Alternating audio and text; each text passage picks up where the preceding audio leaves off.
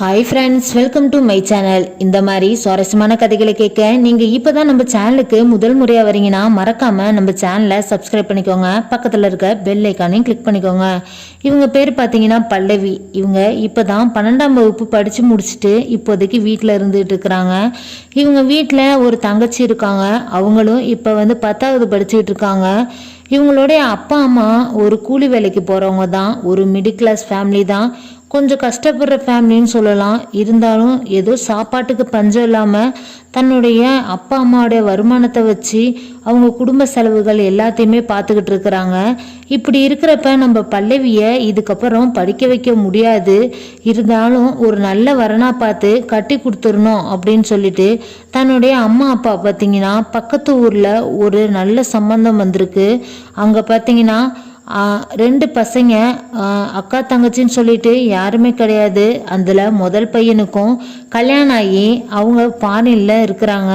இப்போதைக்கு அவங்க ஒய்ஃப் மட்டும்தான் வீட்டில் இருக்கிறாங்க அப்படின்னு சொல்லி அந்த ஒரு நல்ல சம்மதத்தை அந்த குடும்பத்தை பற்றியும் விசாரிச்சுக்கிட்டு பொண்ணு பார்க்க வர சொல்கிறாங்க. அவங்க மாப்பிள்ளை வீட்டிலேருந்து அவங்களோட அம்மா அப்பா, மற்றபடி அந்த பையனோட அண்ணி, அப்புறம் அவங்க அம்மா அப்பா எல்லாமே பொண்ணு பார்த்துட்டு ரொம்பவே பொண்ணு பிடிச்சிருக்குன்னு சொல்லி நிச்சயதார்த்தமும் பண்ணிட்டு போயிடுறாங்க. இவர் இப்போ மாப்பிள்ளை பார்த்தீங்கன்னா ஒரு லாரி டிரைவராக இருக்கிறாரு. அவர் அப்பப்போக்கி சரக்குகளை ஏற்றிட்டு போயிட்டு 15 நாளைக்கு ஒருக்கா தான் வீட்டுக்கு வருவார். அப்படி இருக்கிறப்ப மாப்பிள்ளையே நம்ம பல்லவிக்கு ரொம்பவே பிடிச்சிருக்கு.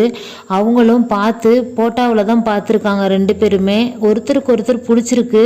அப்படி இருக்கிறப்ப டக்கு டக்குன்னு ஒரே மாதத்துலேயே கல்யாணத்தையும் நல்ல முறையில் பண்ணி முடிச்சிடுறாங்க. அதுக்கப்புறம் அன்னைக்கு முதல் நாள் நைட்டு பார்த்தீங்கன்னா அங்கே அவருடைய பேர் பார்த்தீங்கன்னா ராஜேஷ். அவருடைய அண்ணி தான் நம்ம பல்லவியை கிளப்பி ரூமில் போய் ஃபஸ்ட் நைட்டுக்கு விடுறாங்க. அப்படி இப்படின்னு அவங்க வாழ்க்கையில் இவ்வளோ நாள் காத்திருந்த தவங்கள் அன்னைக்கு நிறைவேறிடுச்சு. இதுக்கப்புறம் ஒரு நல்ல வாழ்க்கை நம்மளுக்கு அமைஞ்சிரும் அப்படின்னு நினச்சிக்கிட்டு நம்ம பல்லவி இவ்வளோ நாளாக வெயிட் பண்ணிக்கிட்டு இருந்தாங்க. அவங்களுடைய முதல் நாள் இரவை நல்ல வாழ்க்கையை இப்போதைக்கு தொடங்கிட்டாங்க. அடுத்த நாள் பார்த்தீங்கன்னா வழக்கம் போல் நம்ம ராஜேஷும் பல்லவியும் சேர்ந்து ஒரு கோயிலுக்கு போயிட்டு வராங்க. போயிட்டு வந்துட்டு அவங்க அண்ணி தான் சமையல்லேருந்து எல்லா வேலைகளுமே பார்த்துக்கிட்டு இருப்பாங்க. அவங்க சமைச்சு வச்ச சாப்பாட்டில் தான் இவங்க எல்லாமே ஒன்றா குடும்பமாக உட்காந்து சாப்பிடுவாங்க. ஏன்னா அவரும் ஃபாரினில் இருக்கிறாரு. இவங்களை பொறுத்த வரைக்கும் வீட்டு வேலைகள் எல்லாத்தையுமே செஞ்சுருவாங்க. ஆனால் அவங்க முதல் மருமகள்ங்கிறதுனால அவங்களுக்கு ஒரு தனி மரியாதை தான். ஏன்னா நான் இப்போ தான் நம்ம பல்லவி அந்த வீட்டில் என்ட்ரி ஆகிருக்கிறாங்க. இதுக்கப்புறம் அவங்களும் சின்ன சின்ன வேலைகள் எல்லாத்தையுமே செய்ய ஆரம்பிச்சிருவாங்க. இதனால் நம்ம பல்லவியும் பார்த்தீங்கன்னா அவங்களே எல்லா வேலையும் செய்கிறாங்கன்னு சொல்லிட்டு இவங்களும் அவங்களால முடிஞ்ச வீட்டில் இருக்கிற சின்ன வேலைகள் எல்லாத்தையுமே செஞ்சிட்டு இருப்பாங்க. அப்படி இப்படின்னு பல்லவியோட கணவர் ஒரு 15 நாளைக்கு இங்கே இருந்தார்.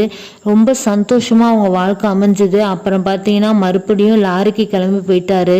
இவர் மாதத்துக்கு ஒரு 15 நாள் மட்டும்தான் வீட்டில் இருப்பார். மீதி நாள்லாம் லாரியிலே தான் இருப்பார். இப்படியே நம்ம பல்லவிக்கு இப்போ போர் அடிக்க ஆரம்பிக்குது. ஏன்னா கணவரும் லாரிக்கு போயிட்டாரு. இதனால் என்ன பண்ணுறதுன்னு தெரியல. இப்போ அவங்களுடைய அண்ணி பேர் பார்த்தீங்கன்னா மகா. அவங்களுடைய தான் டைம் ஸ்பெண்ட் பண்ணிக்கிட்டு மற்றபடி அவங்களோட சேர்ந்து சீரியல் பார்த்துக்கிட்டு அப்படியே தான் வாழ்க்கை ஓட்டிகிட்டு இருக்கிறாங்க. அப்போ பார்த்தீங்கன்னா தன்னுடைய மாமியாரை பொறுத்த வரைக்கும் அவங்கள தான் பெருசாக ரொம்ப பாராட்டி பேசிக்கிட்டு இருப்பாங்க. ஏன்னா இப்போதைக்கு இவங்களை பற்றி எதுவும் தெரியாது. ஆனால் நம்ம மகாவை பொறுத்த வரைக்கும் வீட்டு வேலைகள் அனைத்துமே அத்துப்படி தான், எல்லாமே சூப்பராக செஞ்சு வச்சுருவாங்க. அப்படி இருக்கிறப்ப நம்ம பல்லவிக்கு அதை பார்க்க கொஞ்சம் ஈகோவாக கூட இருக்கும். ஏன்னா எல்லா வேலைகளும் செய்யவும் தன்னுடைய மாமியை பாராட்டுறாங்க. இது வரைக்கும் நம்மளுக்கு எந்த பாராட்டுமே கிடைக்கலையேன்னு சொல்லிட்டு அவங்க கொஞ்சம் வருத்தப்படுவாங்க. இதுக்கப்புறம் நம்மளும் எல்லா வேலைகளும் வீட்டில் செய்யணும்னு சொல்லிட்டு அவங்களும் வீட்டு வேலைகள் எல்லாத்தையும் அவங்களும் பாதிக்கு பாதி எல்லா வேலையும் செஞ்சு முடிச்சிருவாங்க. ஒரு நாள் நைட்டு பார்த்தீங்கன்னா அவங்களுக்கு தண்ணி துவைக்குதுன்னு சொல்லிட்டு தன்னுடைய கிச்சன் அறைக்கு போகிற வழியில தான் மகாவோட ரூம் இருக்கு. அங்கே ஒரு ஜென்ஸ் சவுண்டு கேட்குது. இதை நோட் பண்ணிக்கிட்டே இருந்த நம்ம பல்லவி அது யாரா இருக்கும், இவங்களுடைய கணவரும் ஃபாரின்ல இருக்கிறாரு, இவங்க யார்கிட்ட பேசிட்டு இருக்காங்க, இந்த ரூம்ல யார் இருப்பா என்னன்னு தெரிஞ்சுக்கணும் அப்படின்னு சொல்லிட்டு நம்ம பல்லவி பார்த்தீங்கன்னா ஜன்னலுக்கு பக்கத்துல எட்டி பார்க்குறாங்க. அது வேற யாரும் இல்லை, தன்னுடைய மாமனார் தான். இவர் ஏன் இப்படி தப்பான இது பண்ணிட்டு இருக்காரு, இந்த நேரத்தில் இவருக்கு என்ன அந்த ரூமில் இருக்கும், ஏன் இவங்களோட இந்த நேரத்தில் பேசிகிட்டு இருக்காங்க, என்ன ஆச்சுன்னு இவங்க யோசிக்க ஆரம்பிக்கிறாங்க. இருந்தாலும் இதை வெளியே காட்டிக்கல, வெளியே ஏதாச்சும் சொன்னோம்னா பிரச்சனை ஆயிருமோ என்னமோன்னு நம்ம பல்லவிக்கு கொஞ்சம் டவுட்டாகவே இருக்குது. சரி பரவாயில்ல, இதை வெளியே சொல்ல வேண்டாம், தன்னுடைய கணவர் வந்தோடனே நம்ம சொல்லிக்கலாம் அப்படின்னு சொல்லிட்டு நம்ம பல்லவி வந்து அப்படியே அமைதியாக இருந்துக்கிட்டு இருக்கிறாங்க. அப்பப்போ பார்த்தீங்கன்னா அடுத்த நாள் நம்ம மகாவுக்கு உடம்பு சரியில்லாமல் போயிடுது. அவங்க வந்து இன்னைக்கு எப்படியாச்சும் நீ சமைச்சிருன்னு சொல்லிட்டு காய்கறிகள்லாம் எடுத்து வச்சுட்டு அவங்க ரெஸ்ட் எடுக்க போயிட்டாங்க. அதுக்கப்புறம் நம்ம பல்லவி தான் அந்த சமையல் வேலைகள் அனைத்தையும் செஞ்சு முடிக்கிறாங்க.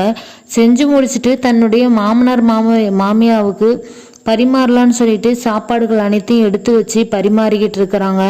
அவங்க சாப்பிட்ட உடனே அடுத்த வாயே பார்த்தீங்கன்னா சாப்பிட்டுட்டு பிடிக்கலன்னு சொல்லிட்டு மல்லு கட்டி தான் சாப்பிட்றாங்க. இருந்தாலும் இதுக்கப்புறம் என்னால் முடியாதுப்பா அப்படின்னு சொல்லிட்டு கை கழுவிடுவாங்க.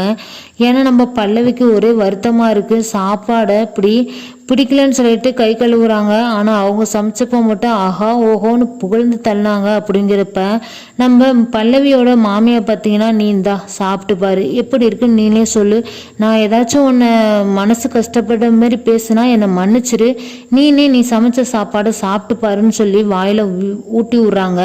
உப்பு கைக்குது, அது மட்டும் இல்லாமல் காரமும் அதிகமாக ஜாஸ்தியாக இருக்குது.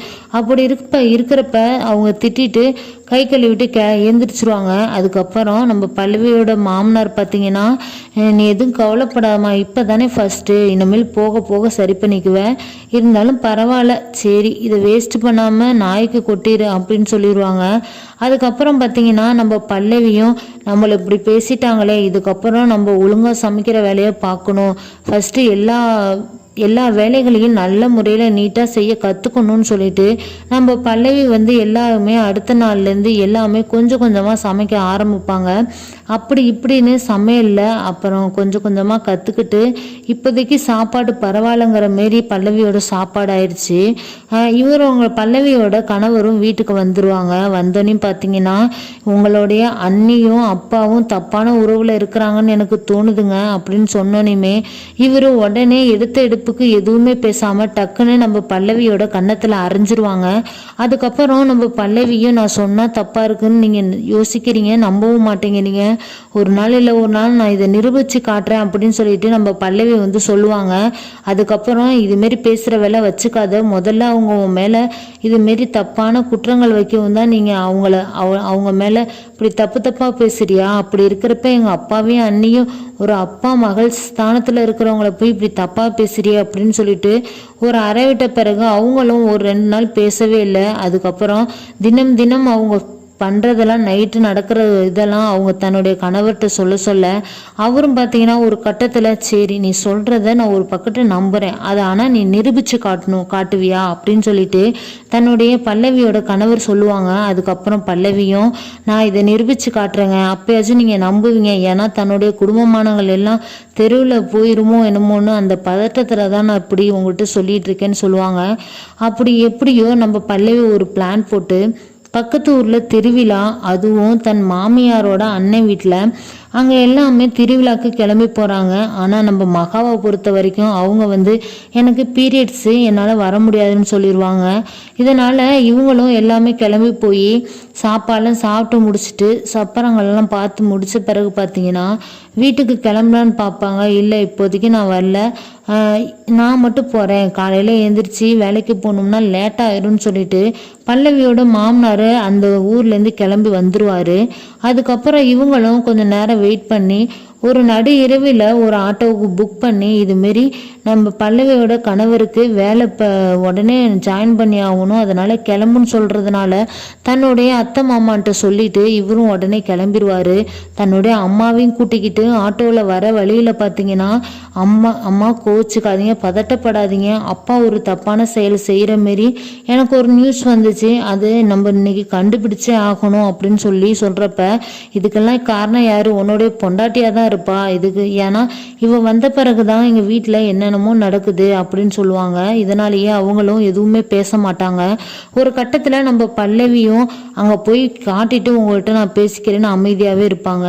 சரி நீ சொல்கிறன்ட்டு நானும் வரேன், பார்க்கலாம். வீடு வேற பூட்டியிருக்கே, எப்படி கண்டுபிடிக்கிறப்ப நம்ம பல்லவி தான் இன்னொரு சாவியும் வச்சுருப்பாங்க. அது திறந்த பிறகு இவங்க மகாவோட ரூமு ஓப்பனில் தான் இருக்கும். ஏன்னா வீட்டில் யாருமே இல்லாத தைரியத்தில் 2 பேரும் அரையும் குறையுமா படுத்திருக்கதை பார்த்த பல்லவியோடைய மாமியார் பார்த்தீங்கன்னா அடிச்சுக்கிட்டு தலையிலேயே அழுகுறாங்க.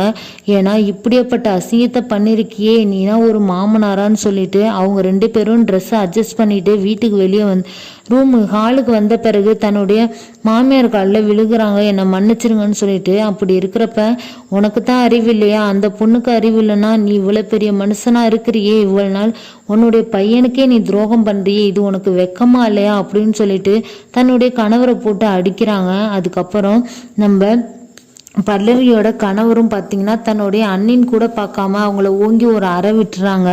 என்னுடைய அண்ணனோட வாழ்க்கைக்கு துரோகம் பண்ணிட்டு இப்போ எங்கள் அப்பாவோட வாழ்க்கையை சீரழிக்கிறியே, நீனா ஒரு பொண்ணான்னு சொல்லிட்டு. அப்படி இருக்கிறப்ப 2 பேரும் இப்படி என்னுடைய கணவர் ஃபாரினுக்கு போயிட்டாரு, நான் தனியாக இருக்கிறத உங்களுடைய கணவர் என்னை யூஸ் பண்ணிக்க அடிக்கடி டார்ச்சர் பண்ணிட்டு இருந்தாரு. அது மட்டும் இல்லாமல் என்னுடைய உணர்வுகளை நான் கட்டுப்படுத்திக்கிட்டு தான் இருந்தேன். அப்படி இருக்கிறப்ப ஒரு நாள் வீட்டில் யாருமே இல்லாதப்ப அவர் என்கிட்ட நெருங்கி பேசி என்னுடைய தப்பான உறவுல நீடிச்சு உறவு கொண்டுட்டாரு. அதுக்கப்புறம் என்னால் அங்கே கண்ட்ரோல் பண்ணிட்டு இருக்க முடியல, என்னை மிரட்டியே எல்லாமே பண்ணிட்டு இருக்காருன்னு சொல்லிடுவாங்க. அதுக்கப்புறம் நம்ம மகாவை நினச்சி அவங்களும் ஏன்னா கல்யாணம் பண்ண ஒரே மாசத்துல தன்னுடைய பையனை ஃபாரினுக்கு அனுப்பி வச்சுட்டோம், இவ்வளோ என்ன பண்ணுவா, இவ்வளோ வயசு பிள்ளை அப்படின்னு நினச்சிட்டு எல்லாமே தன்னுடைய நம்ம மேலதான் தப்புன்னு சொல்லிட்டு தன்னுடைய மகனை உடனே நீ ஊருக்கு கிளம்பி வாப்பா, எங்களுக்கு உடல்நிலை சரியில்லை, நீ இது வரைக்கும் அங்கே இருந்து வேலை செஞ்சதெல்லாம் போதும் அப்படின்னு சொன்ன பிறகு தன்னுடைய பையனும் அந்த ஊர்லேருந்து வந்துருவாரு. இந்த வீட்டோட பத்திரம் அது மட்டும் இல்லாமல் கொஞ்சம் பணமும் இருக்கு, நீ நம்பூர்லேயே ஏதோ ஒரு கடை ஒன்று போட்டு இங்கேயே தன்னுடைய மனைவியோட செட்டில் ஆயிரு, இதுக்கப்புறம் நீ ஃபாரினுக்கு போக வேண்டாம் அப்படின்னு சொல்லிடுவாங்க. இவங்களும் ஒரு கடைக்கு எல்லாத்தையும் ரெடி பண்ணி முடிச்ச பிறகு பார்த்தீங்கன்னா 2 பேரும் தடி கொடுத்தனத்துக்கு போயிருங்க அப்படின்னு சொன்ன பிறகு தன்னுடைய அம்மா இல்லைம்மா உடம்பு சரியில்லைங்கிறீங்க, நாங்கள் உங்களோடய இருந்து பார்த்துக்குறோமேன்னு சொல்கிறப்ப இல்லைப்பா நீங்களும் உங்கள் வேலைகளை நீங்களே பார்த்துக்கிட்டு அங்கே உங்களுக்கு பக்கமாக இருக்கும், அதனால் அப்படியே பார்த்துட்டு வேலைகளை பார்த்துட்டு இருப்பீங்க, அப்படி இல்லைன்னா நாங்கள் உங்களை பார்த்துக்குறோமே, நீ ஏன் கவலைப்படுற அப்படின்னு சொல்லிடுவாங்க. அதுக்கப்புறம் தன்னுடைய 2வது பையனையும் பல்லவியையும் தனி கொடுத்தன அவங்களையும் வச்சிருவாங்க. அதுக்கப்புறம் 2 பேர் ஃபேமிலியும் தனித்தனியாக அனுப்பின பிறகு தன்னுடைய கணவரோடையே வாழ்ந்துக்கிட்டு இருப்பாங்க. கொஞ்ச நாள் வாழ்வாங்க. அதுலேயும் தன்னுடைய கணவருக்கு பார்த்தீங்கன்னா நரக வேதனையை கொடுத்து தினம் சொல்லி அவங்கள துன்பப்படுத்தி அவருடைய மனநிலையை பாதிக்கிற அளவுக்கு தினமும் குத்தி காட்டி அவரை மனநிலைக்கு கொண்டு அவங்கள கொலை பண்ண அவங்களே தற்கொலை பண்ணிக்கிற அளவுக்கு போயிட்டாங்க. தற்கொலை பண்ணி இறந்த பிறகு பார்த்தீங்கன்னா அதுக்கப்புறம் அவருடைய வாழ்க்கையும் போச்சு. இங்கிட்டு பார்த்தீங்கன்னா நம்ம மகா இப்போதைக்கு அவங்களுடைய வாழ்க்கையை வேற வழியில கொண்டு போனாலும் இவர் தன்னுடைய பொண்ணு ஸ்தானத்தில் இருக்கிற மருமகளை போய் இப்படி பண்ணிட்டோமே நினச்சி அவரே தற்கொலை பண்ணிக்கிட்டாரு. இதுக்கப்புறம் நம்ம வாழ்க்கையில் ஒழுங்கான முறையில் ஒழுக்க வழக்கம் எல்லாத்துலேயும் கரெக்டாக இருந்தால் தான் தன்னுடைய உறவு முறைகளை மீறி எந்த தப்பும் நடக்காமல் பார்த்துக்க முடியும். அப்படி இருக்கிறப்ப நம்மளுடைய உணர்ச்சிகளுக்கு ஒசரம் தன்னுடைய உறவு முறைகளை மாற்றி குடும்பம் நடத்தணும்னு பார்த்தா கடைசியில் இந்த நிலைமை தான் நடக்கும். இந்த கதை பிடிச்சிருந்துச்சு அப்படின்னா கீழே இருக்க கமெண்ட் பாக்ஸில் கமெண்ட் பண்ணுங்கள். தேங்க்ஸ் ஃபார் வாட்சிங்.